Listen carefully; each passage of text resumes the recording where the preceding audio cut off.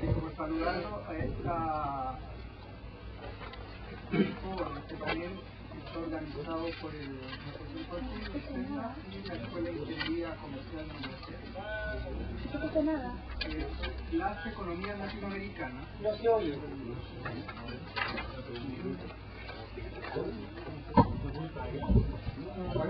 Ahora sí.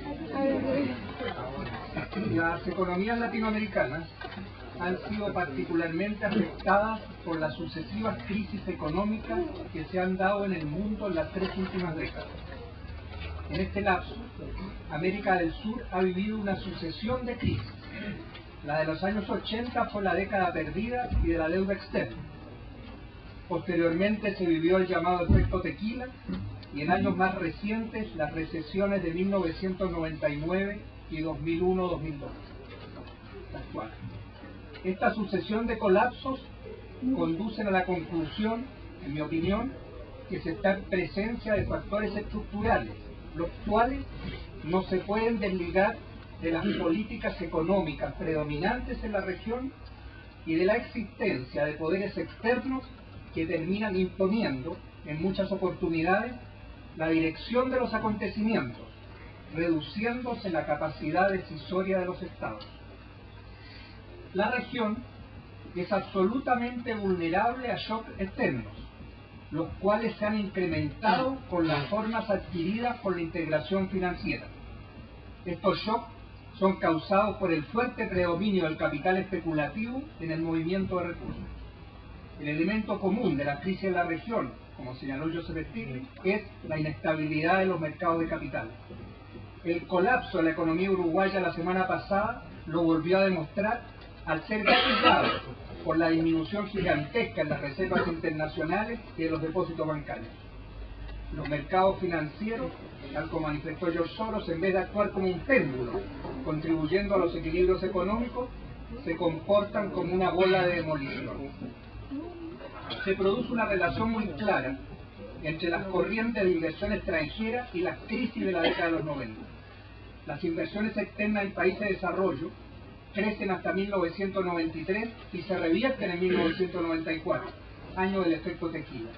Luego crecen hasta 1996 para luego volver a revertirse cuando se produce la sucesión de crisis en el sudeste asiático, Rusia, Brasil y posteriormente Turquía y Argentina.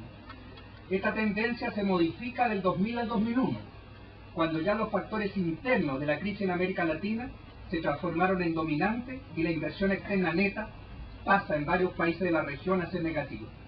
En el 2002, el flujo de capitales privados a América Latina se reduce bruscamente desde los 6.000 millones de dólares de promedio mensual del 2001 a solo 1.600 millones de dólares, algo más de la cuarta parte actualmente.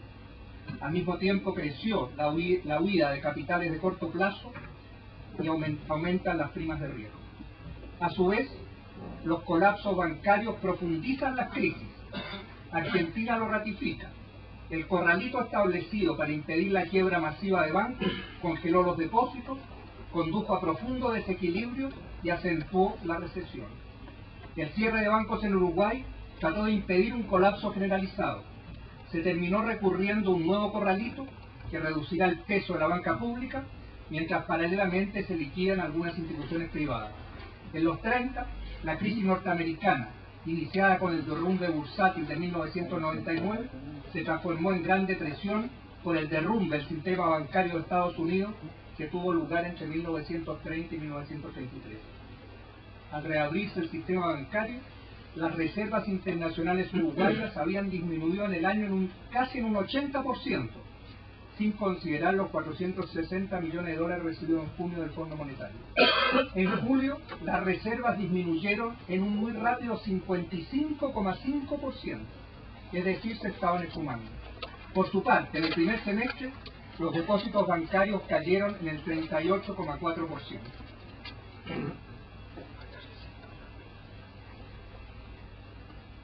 CEPAL estimó la semana pasada que en el año la economía latinoamericana y del Caribe decrecerá en 0,8%. En valores per cápita la caída será de 2,4%. el listado de disminuciones en términos por habitante es muy generalizado. Será un segundo año continuado de recesión. Las recesiones más agudas en los primeros meses del año fueron las vividas en Argentina y Uruguay, con caída de su producto en el primer trimestre de 16,3% y 10,1% respectivamente. La profundidad de la crisis regional es muy grande. En Argentina tiene lugar la mayor caída de la actividad económica de su historia, superior a la experimentada durante la Primera Guerra Mundial, la crisis de 1930, la hiperinflación del 89-90 y la crisis del textil del 95. También la actual recesión supera en duración a las anteriores, porque sin haber concluido todavía acumula 16 trimestres, cuando la de 1988-90 se prolongó durante 10 trimestres y la década del 30 duró 3 años, es decir, 12 trimestres, con un retroceso acumulativo del 15% contra el 20% del actual. La mayor baja se experimentó en la inversión, con una elevadísima reducción de 46,1%, lo cual significa que las empresas ni siquiera repusieron o repararon los equipos y las plantas de producción existentes. La inversión descendió en enero-marzo a solo un 10,5% del producto, en circunstancias que antes de iniciarse en 1998 la recesión representaba el 19,8%. Ello afecta no solo el nivel actual de la economía argentina, sino también el crecimiento a alcanzar en el futuro. América Latina, en la actual coyuntura, es la región del mundo en situación más crítica. Según un estudio realizado por The Economist, el riesgo a corto plazo para las inversiones en América Latina aumentó en julio a su más alto nivel desde 1997. En julio, el riesgo país medio para América Latina, dice el estudio, alcanzó a 56 puntos, justo un punto por arriba de África subsahariana, que es la región con más riesgo. Al finalizar julio, el mayor riesgo mundial por países de JP Morgan lo encabezaban Argentina y Uruguay. En general, América Latina encabeza el riesgo a nivel mundial con 7 de las 10 naciones que lideraban el ranking de riesgo país al comenzar el presente mes de agosto. Los gobiernos de la región, para enfrentar las crisis, hacen cola en las oficinas del Fondo Monetario solicitando ayuda financiera. La lista al finalizar julio era larga: Argentina, Brasil, Uruguay, Ecuador, Perú, Paraguay y Colombia, casi toda América del Sur. El presidente argentino, Eduardo Duhalde, llegó a la posición más contradictoria, ya que junto con afirmar que el problema en la región era una enfermedad común, el colapso del modelo económico neoliberal vigente, se esfuerza en cumplir cada una de las demandas del Fondo y del Departamento del Tesoro de Estados Unidos. Pocas veces como ahora, comentó el diario argentino, página 12, debe haber existido tan poca correspondencia entre el diagnóstico y las conductas. El barco se tambalea y navega a la deriva, pero todos parecen haber encontrado pareja para seguir bailando sobre la cubierta del Titanic. En numerosos países de la región, las reservas internacionales decrecieron nítidamente. Mientras tanto, en los últimos años, el predominio de las concepciones neoliberales a nivel mundial aumentó las brechas entre los países del norte y del sur. Sin considerar a China, el Banco Mundial cifra en 54% la población mundial que vive en pobreza con menos de $2 diarios y en 22% la que se encuentra en situación de indigencia. Nunca el censo de pobres ha sido tan abominable como escribió en estos días el editorialista del diario español. En los países en crisis la situación se agrava. En Argentina, según proyecciones de datos oficiales, 4,5 millones de personas viven con un peso al día, no un dólar, un peso al día, 200 pesos chilenos aproximadamente. Para enfrentar los problemas de la región, es más urgente que nunca prestar atención a los altos índices de inequidad existentes. En los países desarrollados, las brechas tampoco han disminuido. Los propios Estados Unidos son ejemplo de ello. El consenso de Washington, que desempeñase un papel impulsor de las formas adquiridas por el proceso globalizador, ahondó contradicciones a nivel mundial. El consenso privilegió la apertura irrestricta a los movimientos de capitales y comerciales, las privatizaciones, las políticas desreguladoras, el predominio a todo dentro de los mecanismos de mercado, el término como objetivo central de los desequilibrios presupuestarios, el panegírico de los procesos de transnacionalización. Se supuso erradamente que el consenso llevaría a la humanidad a una larga etapa de crecimiento sostenido. No fue así. Como consecuencia de esta directiva, las desigualdades entre los países y en la esfera nacional se ahondaron, el curso cíclico no desapareció, los desequilibrios originados en gigantescos movimientos de recursos, la mayor parte de ellos de corte financiero, para no decir especulativo, se transformaron en fuente de crisis. La preponderancia del capital transnacional adquiere una nueva magnitud. En estas condiciones, la soberanía nacional y la democracia pierden terreno o se transforman en formales. Por ello, uno de los grandes desafíos de esta hora es, a mi juicio, recuperar la democracia real, defender la soberanía nacional, mientras no existan procesos globales que tengan a los pueblos como protagonistas decisores, convertir a la población de nuestros países en actores de su presente y futuro. Mientras tanto, crece a nivel mundial la certeza que las políticas del fondo son un factor determinante de la crisis regional. Stiglitz ha subrayado que el fondo experimentó en Argentina un dramático fracaso al aplicar el mismo recetario que impuso con igual resultado en el sudeste asiático. Este camino, agrega Stiglitz, hace revolverse en su tumba a Keynes. El Fondo Monetario, agregó, debe regresar a su función original de asegurar la financiación de los países en crisis para permitirles poner en marcha políticas expansivas y no insistir, agregamos nosotros, en medidas contractivas.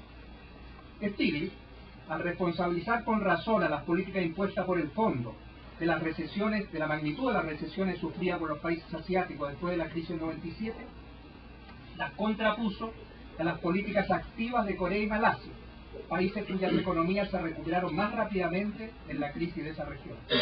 De manera similar, Mark Weidbrod, codirector del Centro para Investigaciones Económicas y de Políticas Públicas de Estados Unidos, manifestó que el gobierno argentino debe considerar la posibilidad de dejar de lado al Fondo Monetario para construir el crecimiento económico por sus propios medios. Si el crecimiento es restablecido, añade Weidbrod, la confianza volverá con acuerdo o sin acuerdo del Fondo Monetario. En Chile también, como lo ha destacado en varias oportunidades Ricardo David, que ahora nos acompaña, en la primera parte de los años 90, al no seguirse la ortodoxia fondista, en especial en materia de ingreso de capitales de corto plazo, se manejó en mucho mejor forma la coyuntura económica. Sin embargo, las recomendaciones efectuadas en Argentina por la llamada Junta de Notables, constituida por la aprobación del fondo y al gobierno argentino, tras iniciativa del Departamento del Tesoro de Estados Unidos, insisten en continuar con políticas contractivas. En Uruguay y Brasil, también los acuerdos suscritos en estos días con el fondo son de un sello contractivo. No se aprende de la experiencia vivida. Desde luego, en estos acuerdos estuvo presente el temor de la magnitud con que la crisis se trasladaba por la región y que la exposición de los bancos estadounidenses en Brasil, Argentina y Uruguay se cifra en 50.000 millones de dólares. Los gobiernos reales de los países latinoamericanos se desplazan crecientemente a los mercados, mercado entre comillas, dicho más concretamente a los grandes intereses dominantes en ellos, y a los organismos internacionales, en particular el fondo, que cuenta con el respaldo de Estados Unidos y el Grupo de los 7. George Soros, cuya fortuna se construyó especulando en los mercados financieros internacionales, analizando la situación creada en Brasil en víspera de las elecciones presidenciales del 2002, afirmó tajantemente que en el capitalismo moderno global solo votan los norteamericanos, los brasileños no votan. Lo mismo ocurría, especificó, en la Roma antigua, solo votaban los romanos. La formulación fue efectuada teniendo presente la conducta concreta de numerosos consorcios financieros extranjeros, generando fenómenos de inestabilidad. Se trata, concluyó Soros, de una injerencia antidemocrática de los mercados en una elección. En estos días, el FMI ha actuado abiertamente para que en Brasil se siga aplicando la misma política económica independientemente de quién sea elegido presidente. Ayer se anunció un paquete de ayuda por 30.000 millones de dólares, de los cuales 6.000 millones de dólares serán de uso inmediato por el actual gobierno, obviamente después que lo apruebe el Fondo Monetario. Al mismo tiempo se aumentó el monto de reservas utilizables con vista a incrementar los recursos para defender la cotización del real y cancelar vencimiento de la deuda externa. El futuro gobierno, para utilizar los recursos, debe cumplir un conjunto de condiciones que quedaron establecidas entre ellos un nivel de superávit fiscal primario, es decir, no considera el pago de interés. El director del FMI, Jorge Keller, manifestó el convencimiento que el acuerdo será apoyado por los candidatos presidenciales líderes. Así los brasileños pueden elegir presidente, pero no aspectos fundamentales de la política económica. Se busca consolidar, al margen de la voluntad ciudadana, la política económica del fondo. Las formas adquiridas por el proceso de globalización conducen a que los mercados y el Fondo Monetario Internacional influyan crecientemente y en muchos casos determinantemente en la conducción de nuestros países. Se gobierna a veces en función de ellos, como lo hace en Chile el ministro Izaguirre, o siguiendo rigurosamente sus recomendaciones, como acontece específicamente, por ejemplo, en Argentina y Uruguay, por las exigencias del Fondo del Departamento del Tesoro. La gran mayoría de los gobiernos latinoamericanos con estas actitudes se someten o se autolimitan. La sobrevaloración de un mítico mercado, donde se expresan dominantemente grandes consorcios financieros, determina la conducta de gobiernos y numerosos partidos políticos, desplazando, como señaló el expresidente del gobierno español, Felipe González, a la política en el discurso dominante hasta hacerla menospreciable. De otra parte, las políticas aplicadas en los países centrales no son las mismas impuestas en la región. Estados Unidos, para defender su economía, señaló Felipe González, inyecta liquidez al sistema, baja los tipos de interés hasta hacerlos negativos, devuelve impuestos, recupera Keynes, y no duda en introducir medidas proteccionistas en la industria tradicional o en la producción agraria. El déficit cero es historia pasada. Pero, añade González, cambia el pragmatismo de sus medidas internas por la exigencia de políticas ortodoxas, según la Biblia neoliberal, cuando se trata de la crisis argentina, no de la turca. La nueva regla norteamericana parece ser: el mercado interior de Estados Unidos solo nuestro y los mercados de los demás países deben ser compartidos. El Fondo Monetario, concluye González, no puede seguir practicando el fundamentalismo ejemplificador que parece haber decidido con la República Argentina, sin riesgos gravísimos para ese país y para la región. América Latina ha pasado de ser un conjunto de países emergentes, concluye González, a convertirse en una zona crítica en situación de emergencia. El consejero del directorio del fondo, Gerd Kossler, señaló con absoluto descaro que la institución a la cual pertenece no interfiere en la política interna de los países que siguen su receta, para luego agregar, refiriéndose a Brasil, que hoy los mercados están preocupados por la elección de octubre y por las políticas económicas que pueden aplicarse después, agregando a continuación la conocida plataforma fondista: austeridad fiscal, privatización de empresas estatales, reducción de las protecciones para los trabajadores y apertura a la inversión extranjera. La formulación de no interferir en las políticas internas suena aún más grotesca en la realidad argentina. Una de las demandas más insistentes del fondo fue ya acogida en el primer semestre del 2002 al modificar el Parlamento la ley de quiebra, permitiendo a los acreedores hacerse las empresas en dificultades. Exigencia que fue interpretada como un paso destinado a abrirle camino a los consorcios de origen estadounidenses para recuperar presencia en la economía argentina. El Fondo Monetario, en su función legisladora, demandó igualmente modificar la ley de subversión económica, con vistas a impedir así el procesamiento de banqueros y grandes empresarios por delitos económicos, incluyendo a los acusados de favorecer la fuga de capitales. La ley promulgada en 1974 castigaba maniobras dolosas que se efectuasen en perjuicio de la economía nacional por el patrimonio de empresas, temática que se emparenta plenamente con la sucesión de escándalos que han estallado en Estados Unidos. La gran arma de presión del fondo ha sido permanentemente en muchos países la urgente necesidad de financiamiento externo. Como señaló Mark Weibross, el fondo posee una gran capacidad de presión porque maneja un cártel crediticio. Este cártel incluye al Banco Mundial, a otros gobiernos y al sector privado. Más concretamente, me parece habría que decir, a los grandes intereses que participan en los movimientos de capitales a nivel global. El Fondo Monetario y por tanto el gobierno de Estados Unidos, que es el accionista mayoritario del organismo internacional, fueron factores determinantes para que el presidente Duarte decidiese adelantar la fecha de las elecciones presidenciales en una nueva demostración de su abierta injerencia en la vida política de nuestra nación. Igualmente es un factor de desequilibrio, como manifestó la 22ª cumbre del Mercosur efectuada en Buenos Aires a comienzos de julio, la hipervolatilidad de los capitales a nivel mundial que constituye una fuente de inestabilidad de la región. Lamentablemente, la reunión solo se limitó a notar el problema, cuando se requieren políticas para enfrentarlo, tanto en el plano internacional como en el regional y nacional, lo cual requiere, aunque sea difícil, salirse de las tenazas de hierro del Fondo Monetario. El programa a determinarse por el Fondo Monetario y la Junta de Notables en Argentina constituye una renuncia muy grande a todo principio de soberanía nacional. El recientemente fallecido economista del MIT, Rüdiger Dorbusch, sostuvo que los tecnócratas no sustituirán a Duhalde ni a su sucesor, porque sin poder desplegar políticas monetarias ni fiscales independientes, son presidentes nominales, tal como lo fue de la RUE. En los primeros meses del año, Dorbusch había expresado que Argentina debía importar credibilidad perdida, concediendo a extranjeros de primer nivel técnico la conducción del Banco Central y el manejo de las cuentas públicas. Se entendió como una formulación extrema, poco realizable. La nominación de la Junta de Notables para diseñar el programa monetario fue otro paso en la dirección indicada por Dorbusch. Argentina, manifestó el economista del MIT, debe entregar las decisiones de política monetaria, financiera y reguladora a una organización internacional que le dé confianza a los diversos actores que intervienen en el drama trasandino. Su propuesta fue que Argentina, por un periodo de 5 años, dejase, por ejemplo, en manos de un directorio de ex banqueros centrales las decisiones de política monetaria. La Junta de Notables se asemeja mucho a esta propuesta.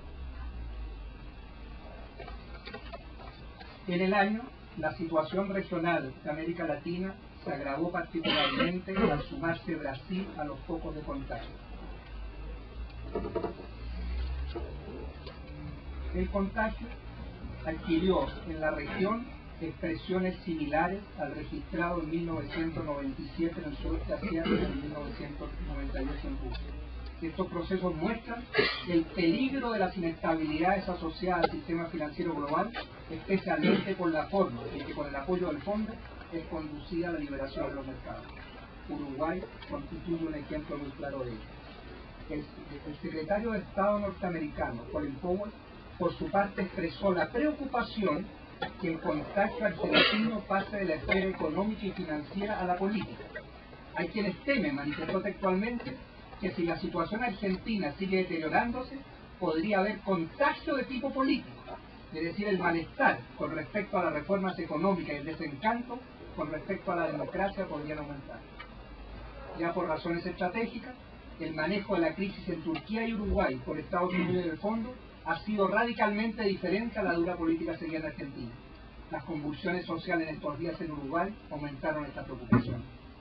El gran desafío para los países de la región es, a mi juicio, para terminar, recuperar la independencia, su soberanía nacional, desarrollar una democracia real, rompiendo las ataduras que imponen poderes externos y las imposiciones provenientes de los procesos globalizadores en la forma dada actualmente, aceptado por la generalidad de los gobiernos latinoamericanos con los cuales se identifican.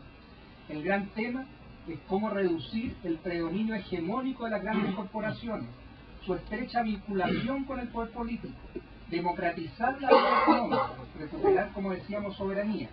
La globalización debe colocarse en función del progreso de la humanidad y no transformarse en un mecanismo de acentuamiento de inequidad. Muchas gracias.